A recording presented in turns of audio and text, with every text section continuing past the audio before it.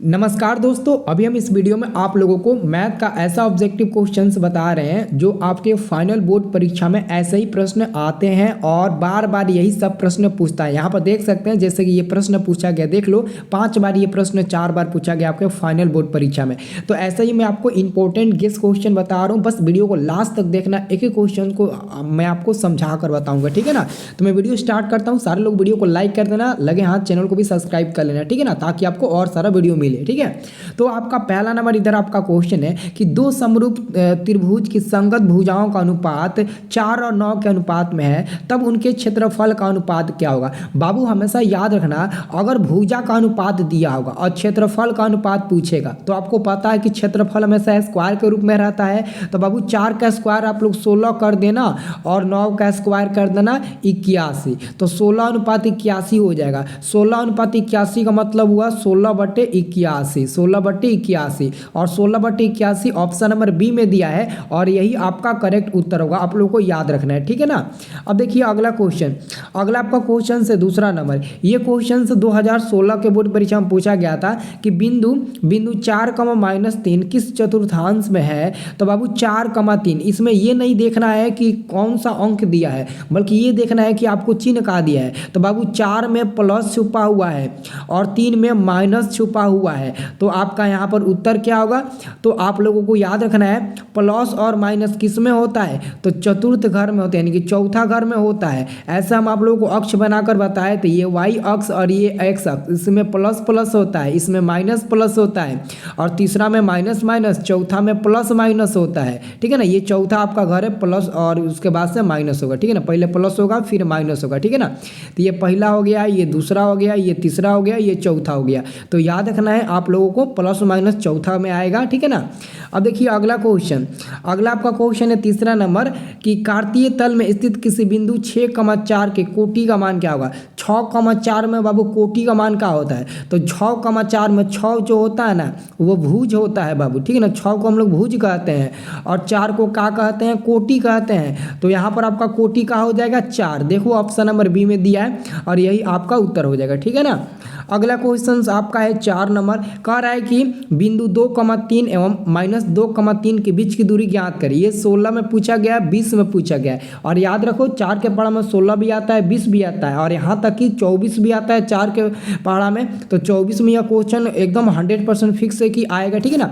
तो इन दोनों के बीच की अगर दूरी निकाला जाए तो क्या मिलेगा बाबू, 4 मिलेगा। दूरी सूत्र का फॉर्मूला याद है ना सबको, मैं यहाँ पर लिख देता हूँ, x2 - x1 का होल स्क्वायर, ठीक है ना। यही दूरी सूत्र का फॉर्मूला होता है और इधर y2 - y1 का दी होल स्क्वायर, यही होता है ना। इस पर बैठाओगे ना तो आपका मिलेगा 4 सही उत्तर, ठीक है ना, याद रखना है। अगला क्वेश्चन आपका है, यहाँ पर देख सकते हैं ये क्वेश्चन 15 में पूछा गया है, 15 के बाद से दोस्तों 19 में पूछा गया है, फिर 20 में पूछा गया क्वेश्चन, ठीक है ना।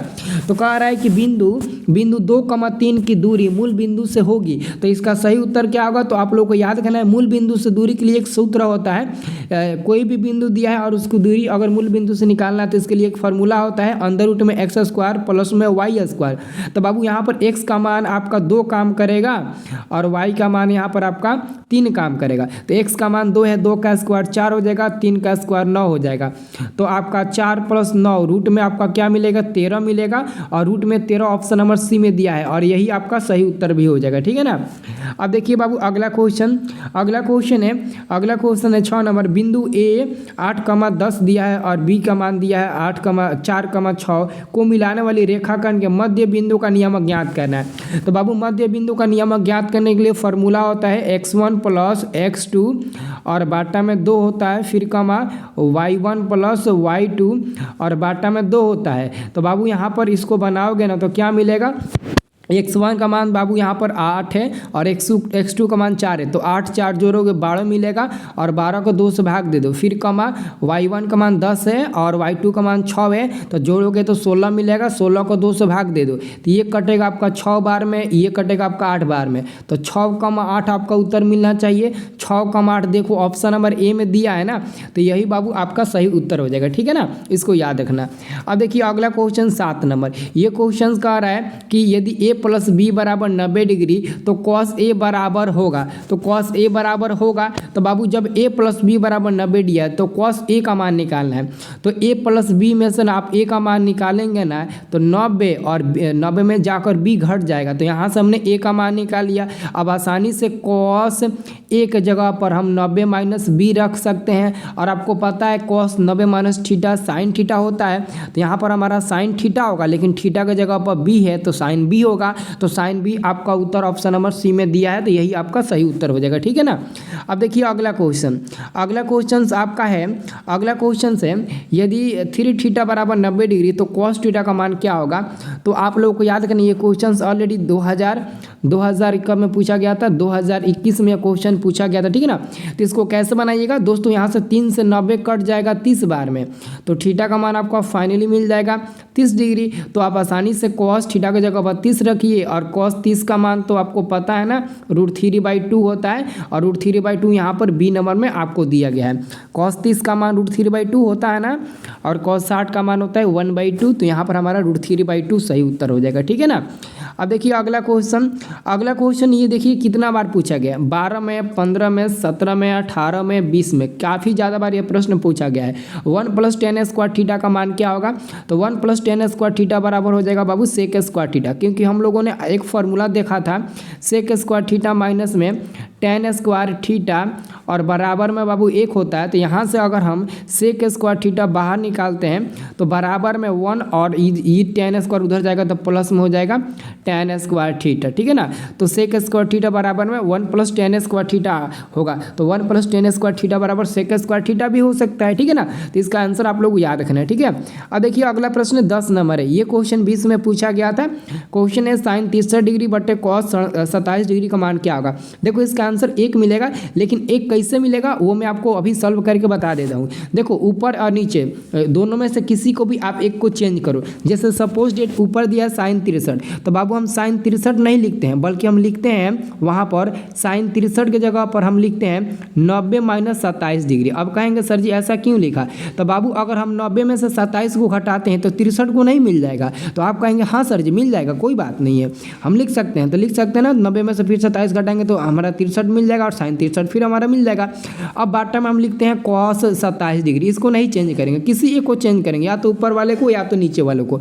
अब आपको पता है ना sine 90 minus theta, sine 90 minus theta बराबर क्या होता है, कॉस थीटा होता है। तो ऊपर आपका क्या हो जाएगा कॉस थीटा, और थीटा का जगह पर यहाँ पर क्या है 27 डिग्री है, तो 27 डिग्री हो जाएगा थीटा की जगह पर, और नीचे ऑलरेडी कॉस 27 पहले से दिया है।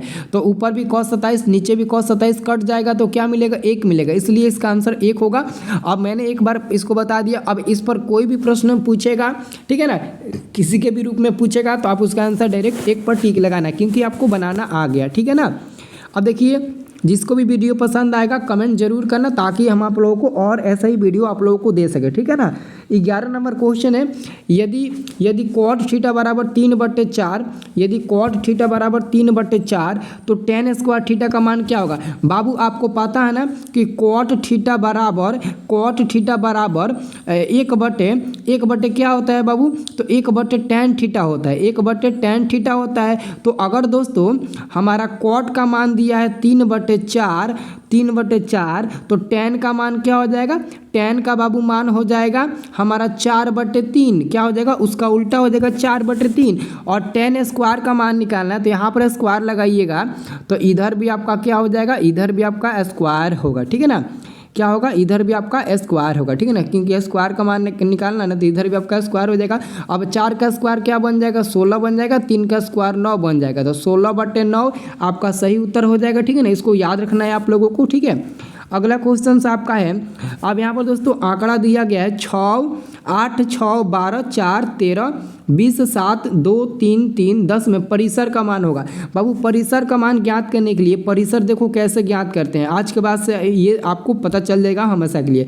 परिसर कैसे ज्ञात करते हैं बाबू, परिसर ज्ञात करने के लिए इसमें देखिए सबसे बड़ा अंक कौन है, सबसे इसमें बड़ा हमको अंक दिख रहा है 20 दिख रहा है ना, और सबसे छोटा अंक का है बाबू, तो सबसे छोटा अंक है आपका 2, तो सबसे बड़े अंक में से सबसे छोटे अंक को घटा देना, तो 20 में से 2 घटाओगे 18 मिलेगा, और 18 आपका सही उत्तर हो जाएगा जो सी नंबर में दिया है, ठीक है ना। अब अगला क्वेश्चन देखिए 13 नंबर। ये क्वेश्चन कह रहा है कि यदि 3, 4, 5, 17 तथा x का माध्य 6 हो तो x का मान आपको ज्ञात करना है। तो बाबू माध्य निकालने के लिए फॉर्मूला क्या होता है, सभी संख्याओं का योग बटे सभी संख्या, ठीक है ना। तो यहाँ पर माध्य बराबर सभी संख्याओं का योग, यानी कि 3 प्लस में 4 प्लस में 5 प्लस में 17 प्लस में और यहाँ तक कि x भी प्लस में, और बाटा में कौ गो अंक है, 1 2 3 4 5 अंक है, तो 5 से भाग देंगे। अब माध्य कितना दिया है, 6 दिया है ना, तो 6 रखेंगे, 6 और बराबर में इसको जोड़िए तो 3 को 4 को 7 को 7 5 12, और 12 में हम लोग 17 जोड़ेंगे, कितना मिलेगा 12 में दोस्तों अगर हम 17 जोड़ते हैं तो हमारा कितना मिलेगा, 29 मिलेगा। तो 29 प्लस x कर दो और बाटा में 5 कर दो। अब 5 जाकर 6 में गुणा हो जाएगा तो क्या मिल जाएगा आपका, 30 मिल जाएगा, और बराबर में आपका मिल जाएगा कितना, बराबर में आपका 29 प्लस में x मिल जाएगा। अब बाबू 30 में से 29 घटेगा तो कितना मिल जाएगा, 1 मिल जाएगा, और बराबर में x मिल जाएगा। मतलब कि हमारा x का क्या मान मिला बाबू, x का हमारा मान मिल गया। यहाँ पर आप लोग देख सकते हैं x का मान हमारा नीचे 1 मिल गया, और एक आपके ऑप्शन में श्योरली दिया है, देख लो यहाँ पर ऑप्शन नंबर ए में दिया है, ठीक है ना। तो कोई भी दिक्कत नहीं हुआ ना। अब देखिए अगला क्वेश्चन है कि 5 3 7 6 4 2 1 की माध्यिका आपको ज्ञात करना है। तो बाबू देख लो माध्यिका जब अंक में दिया रहता है कैसे ज्ञात करते हैं। सबसे पहले जो अंक दिया ना इसको बढ़ते क्रम में सजा लो। जैसे कि सबसे छोटा क्या है, 1 है, 1 से बड़ा 2 है, 2 से बड़ा 3 है, 3 से बड़ा 4 है, 4 से बड़ा 5 है, 5 से बड़ा 6 है, 6 से बड़ा 7 है, इतना ही दिया है। अब एक काम करो, दोनों तरफ से बराबर बराबर हिस्सा काटो। अगर मैं इधर से 3 को काटता हूँ तो इधर से भी मेरे को 3 को ही काटना है। तो 3 अंक इधर से काट लिया, 3 अंक इधर से काट लिया, दोनों तरफ से बराबर हो गया। अब बीच में जो दोस्तों बच जाता है ना 4, यही हमारा माध्यिका का मान कहलाता है, जो यहाँ पर सी नंबर में आपको दिया गया है, ठीक है ना। अब देखिए अगला क्वेश्चन है कि दो वृत्तों के क्षेत्रफल का अनुपात 4 और 1 के अनुपात में है तो उनकी त्रिज्याओं का अनुपात क्या होगा। बाबू जब क्षेत्रफल का अनुपात दे दिया है तो उनकी त्रिज्या का अनुपात पूछा है तो आपको उसको स्क्वायर करने की जरूरत नहीं है। अगर क्षेत्रफल पूछता तब स्क्वायर करते, जब क्षेत्रफल दिया है और उसकी त्रिज्या का अनुपात बताना है तो जो 4 और 1 अनुपात दिया ना, इसको सबसे आसान तरीका बता रहे हैं, इसको रूट में कर दो। अब इसको बाहर निकालो, 4 को बाहर निकालोगे 2 मिलेगा, 1 को बाहर निकालोगे तो 1 ही मिलेगा, और 2:1 आपके ऑप्शन में जहां भी दिया होगा उसको टिक लगा देना। ये बहुत आसान और सिंपल सा तरीका है ना, ठीक है ना। और एक और बात बता दूं, जो भी विद्यार्थी 2024 में फाइनल परीक्षा देने वाले हैं और वे अभी तक कुछ भी नहीं पढ़े हुए हैं, उन सभी विद्यार्थियों के लिए 199 रुपये में ऑल सब्जेक्ट का VBI सब्जेक्टिव क्वेश्चन का PDF दिया जा रहा है। बोर्ड परीक्षा में लड़ने वाला प्रश्न है, ठीक है ना। आप लोगों को अगर लेना है तो 199 रुपये में आप लोगों को मिल जाएगा, ठीक है ना। 199 रुपये बहुत कम राशि, उतना तो आप लोग 2 दिन में खाक उड़ा देते हो, लेकिन अच्छे रिजल्ट के लिए 199 रुपये खर्च करके सारे PDF प्राप्त कर लो। PDF हम आप लोगों को व्हाट्सएप पर सेंड करेंगे। आपको पेमेंट करना है मेरे मोबाइल नंबर पर, मैं अपना पर्सनल मोबाइल नंबर दे देता हूँ, उसी नंबर से मैं व्हाट्सएप भी चलाता हूँ, पे फोन, पेटीएम, गूगल पे सब उसी नंबर से चलाता हूँ। अगर आप लोगों के पास सुविधा है तो आप लोग कर दीजिए, नहीं है तो किसी दूसरे से भी कराकर आप PDF प्राप्त कर लीजिए। PDF प्राप्त कर लेंगे, उसमें हम A to Z सारे विषय का, संस्कृत हो, हिंदी हो, मैथ हो, A to Z विषय का ऑब्जेक्टिव सब्जेक्टिव का पूरा फुल PDF देंगे, आंसर सही, ठीक है ना। तो नंबर नोट कर लो, इसी नंबर पर आपको पेमेंट करके और पेमेंट वाला स्क्रीनशॉट बस मेरे को शेयर कर देना, मैं आपको तुरंत PDF भी दे दूंगा और आपको पैड ग्रुप में भी जोड़ दूंगा, ताकि आप लोगों को 2 महीना जो एग्जाम है फ्री में क्लास मिल सके, ठीक है ना। तो ये नंबर है, ये इसको नोट कर लो, ठीक है ना। और रंजन सर के नाम से आप लोग करना, ठीक है ना, सेव रंजन सर के नाम से करना, ठीक है ना। और आप लोगों को PDF 199 रुपया इसी पर पेमेंट करके आप लोगों को PDF लेना है, ठीक है ना। तो इसको नोट कर लीजिए। अब चलिए हम लोग अपना अगला क्वेश्चन देखते हैं। अब इसका आंसर आप लोग खुद बता सकते हो। दो वृत्त की त्रिज्या का अनुपात दिया है, त्रिज्या का अनुपात 3 और 4 का अनुपात में दिया, तो उनके क्षेत्रफल का अनुपात निकालना है। तो बाबू अभी मैंने आपको बताया, जब क्षेत्रफल का अनुपात निकालना होगा तो बस स्क्वायर कर देना। तो 3 का स्क्वायर 9 हो जाएगा, 4 का स्क्वायर 16, मतलब कि हमारा सी नंबर आंसर बिल्कुल करेक्ट होगा कि नहीं बाबू, सी नंबर वाला, तो बिल्कुल आपका करेक्ट उत्तर हो जाएगा। अब देखिए अगला आपका क्वेश्चन बाबू है कि वृत्त के केंद्र पर बना कोण होता है। तो अब देखो वृत्त जो होता है ना, जैसे कि ये आपका वृत्त है, वृत्त के केंद्र ओ पर 360 डिग्री का पूरा फुल कोण बनता है। तो हमारा सी नंबर आंसर होगा। अब यहाँ पर क्वेश्चन पूछा कि अर्धवृत्त का कोण होता है, तो बाबू अर्धवृत्त का कोण अब इसका आधा करोगे तो 180 होगा, और काफ़ी लड़के 180 पर टिक लगा देते हैं, जबकि 180 गलत है। अर्धवृत्त का कोण हमारा 90 डिग्री का बनता है, ठीक है ना। आप लोग 90 डिग्री याद रखना अर्धवृत्त का कोण, और वृत्त के केंद्र पर बना कोण 360 डिग्री का होता है, ठीक है ना। अब चलिए अगला क्वेश्चन है कि निम्न में कौन सी घटना प्रायिकता नहीं हो सकती है। तो बाबू प्रायिकता का मान आपको पता है ना, 0 या 0 से बड़ा होता है, और उधर क्या होता है, 1 या 1 से छोटा होता है। मैंने आप लोगों को बताया था कि प्रायिकता का मान आप लोगों को याद रखना, कभी भी आप लोग कोई भी पूछे इंसान तो आप लोग बता देना प्रायिकता का मान 0 या 0 से बड़ा, 1 या 1 से छोटा होगा। आप ऐसे मत बताना कि प्रायिकता का मान 0 से बड़ा 1 से छोटा होता है। अगर ये बताएंगे तो आपका कहना गलत हो जाएगा, आप गलत बोल ही रहे हैं। लेकिन अगर आप ये बोलेंगे कि 0 या 0 से बड़ा, 1 या 1 से छोटा, तब आपका सही होगा। इसका मतलब यही हुआ कि यहाँ पर 0 भी आ सकता है, 0.1 आ सकता है, 0.2 आ सकता है।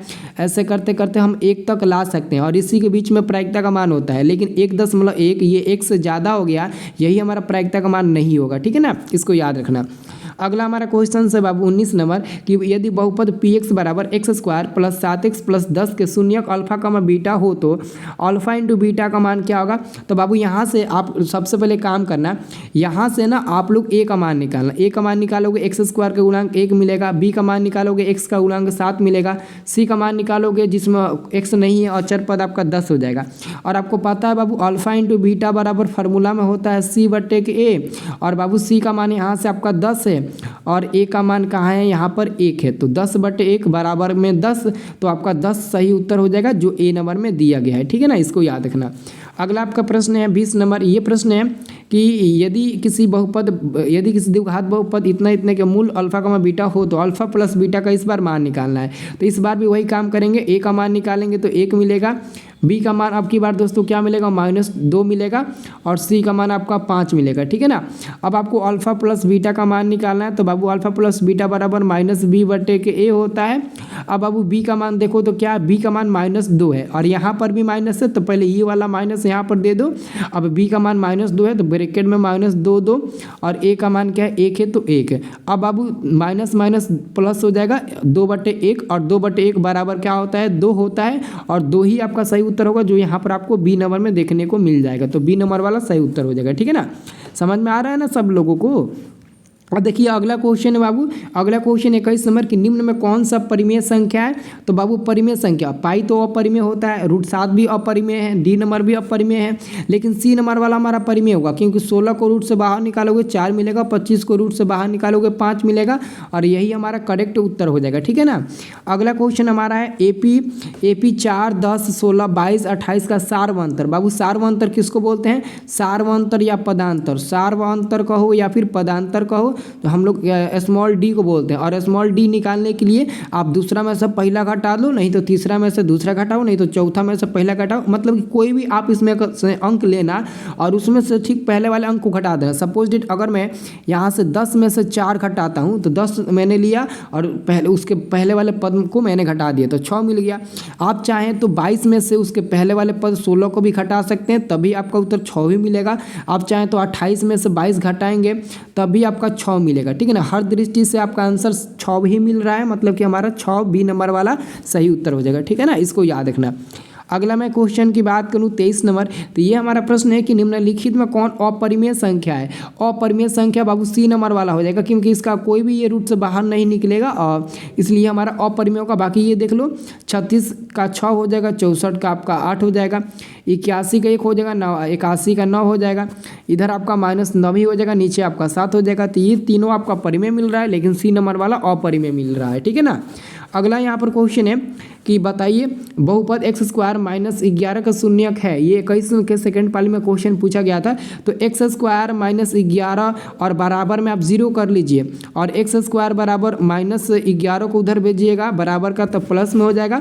जब आप x पर से स्क्वायर हटाएंगे ना तो सामने वाला जो 11 है ना वो रूट में चला जाएगा, लेकिन वो प्लस माइनस अपने साथ ले जाएगा। तो x का 2 का मान मिलेगा, x बराबर एगो प्लस में √11 मिलेगा और एगो मिलेगा माइनस में, एगो मिलेगा आपका माइनस में √11, और ये हमारा दिया गया है ऑप्शन नंबर डी में। ध्यान से देखिए, एगो प्लस में एगो माइनस में दिया गया है, तो यही हमारे लिए सही उत्तर हो जाएगा। ठीक है ना। अब देखिए अगला क्वेश्चन आपका 25 नंबर। ये क्वेश्चन है कि यदि बहुपद x² माइनस के x प्लस 8 के शून्यकों का योग 6 है तो k का मान क्या होगा। तो बाबू यहाँ से सबसे पहले आप a का मान निकालिए। a का मान निकालेंगे तो 1 मिल जाएगा, b का मान निकालिएगा तो -k मिलेगा ना, -k मिलेगा, c का मान निकालिएगा तो आपका 8 मिल जाएगा। ठीक है ना। अब आपको शून्यकों का योग होता है अल्फा प्लस बीटा, और ये दिया गया है आपका कितना, 6 दिया गया है। और आपको पता है कि अल्फा प्लस बीटा बराबर -b/k होता है और बराबर में 6। तो बाबू b का मान क्या है, b का मान -k है और इसमें भी माइनस है, तो माइनस और ब्रैकेट में ऑलरेडी b का मान -k है और a का मान 1 है और बराबर में 6 है। माइनस माइनस प्लस आपका प्लस k हो जाएगा, तो प्लस k और 1 6 में गुना हो जाएगा, तो 6 वे कम 6, यानी कि k का मान क्या मिला, हमारा 6 मिला। तो 6 ऑप्शन नंबर देखो डी नंबर में दिया गया है और यही हमारे लिए सही उत्तर हो जाएगा। ठीक है ना। एक एक प्रश्न को समझना अच्छे से। अगला हमारा प्रश्न है कि निम्नलिखित में कौन बहुपद नहीं है। तो बाबू हमारा उत्तर होगा सी नंबर वाला, क्योंकि यहाँ पर जो रूट में x है ना, यहाँ पर रूट में x आ गया है, और कोई भी चर मान अगर रूट में आ जाता है तो वो हमारा ना ही बहुपद होता है ना ही द्विघात समीकरण होता है, इसलिए हमारा सी नंबर वाला सही उत्तर हो जाएगा। अगला क्वेश्चन 27 नंबर है, एक घात वाला बहुपद कहलाता है। तो बाबू रैखिक बहुपद कहलाता है। कौन सा बहुपद, तो रैखिक बहुपद कहलाता है। अगला क्वेश्चन है आपका अगला क्वेश्चन है निम्नलिखित में कौन बहुपद नहीं है। तो बाबू ये सी नंबर वाला हो जाएगा, क्योंकि बहुपद में जो चर मान होता है ना x, वो बाटा में नहीं होना चाहिए। अगर बाटा में होगा तो हमारा बहुपद नहीं कहलाएगा। तो यहाँ पर चर मान x आपका बाटा में है, तो ये हमारा क्या कहलाएगा, बहुपद नहीं होगा। ये बहुपद मतलब कि ये बहुपद नहीं होगा, ना ही द्विघात समीकरण होगा। ठीक है ना। अगला क्वेश्चन बाबू ये इंपॉर्टेंट क्वेश्चन है। समीकरण 7x² - 12x + 18 के मूलों का योग एवं मूलों के गुणनफल का अनुपात आपको बताना है। तो बाबू सबसे पहले तो आपको यहाँ से a का मान निकालना होगा। a का मान निकालिए 7 मिल जाएगा, b का मान निकालिएगा तो -12 मिल जाएगा, जबकि c का मान निकालेंगे तो आपका 18 मिल जाएगा। तो बाबू पहले अल्फा प्लस बीटा निकाल लीजिए। अल्फा प्लस बीटा बराबर क्या होता है, तो -b/a होता है। ठीक है ना। तो b का मान क्या है, b का मान -12 है और -12 इधर भी माइनस है, तो माइनस प्लस 12, a का मान 7 है। ठीक है ना। तो ये हमारा मिल गया अल्फा प्लस बीटा का मान 12/7। अब अल्फा इंटू बीटा का मान निकालिएगा, क्या मिलेगा, c/a मिलेगा, c/a। तो c का मान आपका कितना दिया, 18, और a का मान आपका दिया है 7, ये भी मिल गया। अब कह रहा है दोस्तों कि अनुपात आपको निकालना है जोग और गुणनफल। तो जोग हमारा दिया 12/7, तो 12/7 होगा, 12 क्या होगा, 12 आपका 7 होगा। तो 12/7 पहले जोगफल को ऊपर रख दो, फिर बाटा में आप रखना 18/7 को। तो बाबू यहाँ से आपका 7 कट जाएगा, और 6 दूने के 12 2 बार में, और 6 3 के 18 3 बार में, 2/3 बचेगा, और 2/3 का मतलब हुआ 2:3। मतलब कि हमारा सही उत्तर क्या होगा, ये हमारा सही उत्तर हो जाएगा डी नंबर वाला, 2:3 मिला है। ठीक है ना। इसको याद रखना है, ये क्वेश्चन 21 के फर्स्ट वाली में पूछा गया था। ठीक है ना।